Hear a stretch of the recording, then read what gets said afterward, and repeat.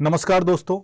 आज एक ऐसा विषय जो आप लोगों के लिए हमेशा से ही एक पहेली बना रहता है और जब भी आप कोई भी एग्ज़ाम देते हैं, कोई भी चीज़ करते हैं तो सबसे पहला प्रश्न आपके दिमाग में आता है। आज मैं हिंदी से रिलेटेड आपको ये जानकारी लेकर के आया हूँ और कुछ चीज़ें मैं बताऊँगा भी। कुछ चीज़ों में टेंशन होगी, कुछ चीज़ों में टेंशन नहीं होगी, तो ध्यान से पूरी वीडियो को देखें और सुनें। कह रहे हैं कि भाई एमए से कर लिया है हिंदी से कर लिया है एमए और ग्रेजुएशन में संस्कृत नहीं है तो पीजीटी कैसे दें। अब जो मैं विषय पर चर्चा करने वाला हूं, वैसे तो इस विषय पर चर्चा बच्चों को कैरियर काउंसलर के द्वारा या कैरियर गाइडेंस के द्वारा जो है 12th क्लास में ही हो जाना चाहिए। कौन सी क्लास में हो जाना चाहिए? यह जानकारी बच्चों को 12th क्लास में ही मिल जानी चाहिए। क्यों भाई 12th क्लास में क्यों मिल जानी चाहिए? 12th क्लास में इसलिए मिल जानी चाहिए क्योंकि 12th क्लास के बाद ही अगर किसी को टीचर बनना है, ठीक है, टीचर बनना है तो 12th के बाद ही डिसाइड करेगा। क्योंकि प्राइमरी में जो टीचर बनेंगे उनको चाहे डीएलएड करो, चाहे बीएलएड करो, चाहे डाइट करो, वो 12th के बाद ही करना होता है। उसी के हिसाब से हमें 12th में सब्जेक्ट चूज करने होते हैं। फिर आता है बीए का नंबर। जो बीए में अगर हम टीचर बनना चाहते हैं तो हमें पहले से डिसाइड करना पड़ेगा कि हम टीचर बनने वाले हैं। अब ग्रेजुएशन में हमने क्या किया, कुछ ऐसे सब्जेक्ट ले लिए जिससे कि आगे हम टीचर बन ही नहीं सकते। खासकर प्रॉब्लम कहाँ आती है? जो एसएसटी के टीचर बनने वाले हैं, सब्जेक्ट कॉम्बिनेशन ही नहीं बनता है, सब्जेक्ट कॉम्बिनेशन ही नहीं बनता है ना। अब कुछ लोग टीचर बाद में बनना चाहते हैं और क्या कर लिया भाई, बीटेक कर लिया। तो बीटेक करने के बाद गवर्नमेंट स्कूलों में तो टीचर बनने के लिए पॉसिबिलिटीज बहुत कम हो जाती हैं। कुछ कुछ स्टेट हैं जो अलग अलग अपने पॉलिसीज पर चलते हैं तो वहां पर मौका मिल जाता है, अदरवाइज नहीं मिल पाता है। तो 12th क्लास से भी जो बच्चे देखें या जो अभिभावक इस वीडियो को देखें, वो अगर टीचर बनाना चाहते हैं तो मैं उनसे यही रिक्वेस्ट करूंगा कि उनको अगर टीचर बनाना है तो आजकल इतनी सारी जानकारियां आप लोगों के लिए अवेलेबल हैं। पहले से ही डिसाइड कर लिए कि टीचर में मुझे किस सब्जेक्ट का टीचर बनना है। सब्जेक्ट के टीचर में स्पेशली साइंस है, मैथ है, इनके लिए तो ज़्यादा कॉम्बिनेशन की जरूरत नहीं पड़ती। कोई भी बच्चा साइंस साइड वाला होगा तो साइंस और मैथ तो रहता ही रहता है। लेकिन जब हम लैंग्वेज के टीचर बनने जाते हैं या सब्जेक्ट में एसएसटी जैसे विषय के टीचर बनना चाहते हैं तो वहां पर सब्जेक्ट कॉम्बिनेशन बड़ा ही मैटर करता है। आज मैं बात करने वाला हूं हिंदी से रिलेटेड, किसी दिन इन सभी विषयों पर बात करेंगे, लेकिन आज मैं बात करूंगा केवल और केवल हिंदी पर। देखो, हिंदी में यह प्रश्न है कि भाई हिंदी से हमने कर लिया एमए लेकिन हमारे पास संस्कृत नहीं है, तो मैं कैसे जो है पीजीटी का फॉर्म अप्लाई करूं। अब पीजीटी और टीजीटी दोनों में कभी कभी ये समस्याएं आ जाती है, तो मैं आपको बता देता हूं। बहुत सारे, चिंता करने की जरूरत नहीं है। अभी देखो, जैसे है आपका बिहार, ठीक है, अगर हम बात करते हैं बिहार की तो बिहार में ऐसा संस्कृत जैसा कॉम्बिनेशन नहीं मांगा है, ठीक है। दूसरा है डीएसएसबी।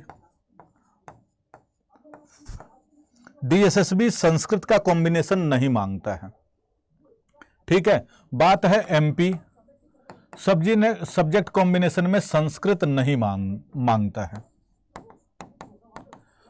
संस्कृत का कॉम्बिनेशन नहीं मांगता है और अभी नहीं मांग रहा है। इसके अलावा एनवीएस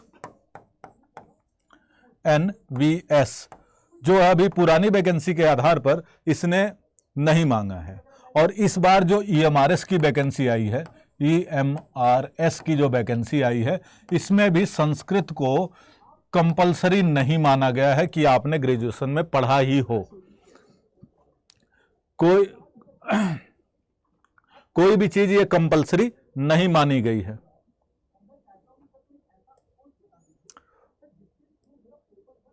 ठीक है, 1 मिनट मुझे दीजिएगा जरा। दूसरा,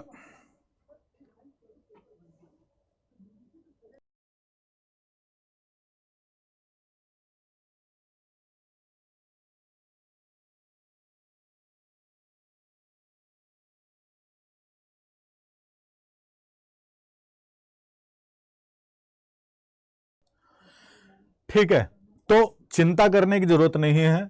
आप अगर एमए से हिंदी से एमए भी किए हैं और ग्रेजुएशन में यदि आपके पास हिंदी है तो आप भर सकते हैं। ठीक है, ग्रेजुएशन में भी लेकिन हिंदी होनी चाहिए, इतनी तो वैलिडिटी, इतना तो आप रखेंगे कि बीए करते समय वहां पर हिंदी जरूर ले लें। ठीक है, इस चीज का ध्यान रखें। अगर आपके पास ग्रेजुएशन में हिंदी है, संस्कृत नहीं है और एमए भी हिंदी से कर रखा है तो आप आसानी से इसको भर सकते हैं। इवन डीएसएसबी में तो इतना भी कर दिया है, अगर ओनली 2 ईयर ही हिंदी है और आपने एमए से हिंदी कर रखा, हिंदी से एमए कर रखा है तो भी आप पीजीटी के लिए अप्लाई कर सकते हैं। अच्छा, संस्कृत की जरूरत कहाँ है? यदि आप यूपी का पीजीटी भरते हैं, यूपी पीजीटी भरते हैं तो यहां पर सब्जेक्ट कॉम्बिनेशन मांगता है। केबीएस में भी कॉम्बिनेशन मांग लेता है। ठीक है, तो यहां पर आपको कॉम्बिनेशन मांग लेता है।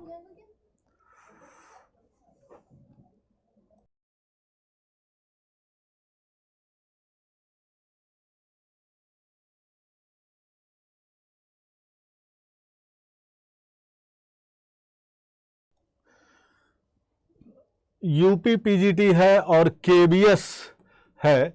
यहां पर क्या है, आप लोग देखेंगे तो ग्रेजुएशन में संस्कृत मांगता है, मतलब बीए कर रहे हैं और इसके अलावा जैसे आप सैनिक स्कूलों में भी जाते हैं तो वहां पर भी संस्कृत मांगता है। मैंने आपको दोनों तरीके बता दिए हैं कि एक तो इन एग्जाम्स के लिए अभी संस्कृत नहीं मांगता है, लेकिन अगर केबीएस में जा रहे हैं या फिर आप यूपी के लिए भर रहे हैं या आप जो है सैनिक वाले स्कूलों के लिए अप्लाई कर रहे हैं तो यहां पर जो है संस्कृत कॉम्बिनेशन मांगता है। कुछ जगहों पर अलग अलग स्टेट में अलग अलग रूल कभी कभी निकाल देते हैं जिससे कि सब्जेक्ट कॉम्बिनेशन की हमें जरूरत पड़ जाती है। इसलिए 2 चीजें जो अभी से देख रहे हैं वो सब्जेक्ट कॉम्बिनेशन को शुरू से बना कर रखें, अगर हिंदी जैसे सब्जेक्ट से आप टीचर बनना चाहते हैं तो। नहीं तो इंग्लिश वगैरह के लिए तो इतनी ज़्यादा जरूरत नहीं, तो इंग्लिश लैंग्वेज के लिए इंग्लिश से एमए कर रखा है तो आप इंग्लिश के टीचर बन सकते हैं, ग्रेजुएशन में इंग्लिश ले रखा है तो लैंग्वेज में भी। ठीक है, तो ये जानकारी मैं लेकर के आया था और शुरू मैं यही चाहूँगा जितने भी पेरेंट्स हैं जो देख रहे होंगे या जो आगे तैयारी कर रहे होंगे अभ्यर्थी, उनको इस जानकारी से कुछ लोगों को खुशी भी मिली होगी कि बहुत सारे लोग सोचते हैं कि हमने संस्कृत किया नहीं, तो मैंने ये भी बता दिया कि कुछ जगह ऐसी भी हैं जहां संस्कृत नहीं है तब भी आप अप्लाई कर सकते हैं। हिंदी पीजीटी के लिए मास्टर्स होना चाहिए, 50% से ऊपर होना चाहिए फॉर्म भरने के लिए, और यहां पर सीटेट वगैरह की भी जरूरत नहीं है मास्टर्स के लिए। ठीक है, सिर्फ आप बीएड किए हो, बीएड कर रखा हो और मास्टर्स कर रखा हो और आपके ग्रेजुएशन में हिंदी हो तो हिंदी सब्जेक्ट के लिए आप अप्लाई कर सकते हैं। इस इंफॉर्मेशन से संबंधित और कोई आपकी राय है तो आप हमें बता सकते हैं, मैं उसको जल्द ही लेकर के हाजिर हो जाऊंगा। और आप कुछ और जानकारी चाहते हैं तो मुझे बता दीजिएगा, मैं उस पे रिलेटेड भी वीडियो आप लोगों के लिए बना दूंगा। तब तक के लिए थैंक यू सो मच। जय हिंद, जय भारत।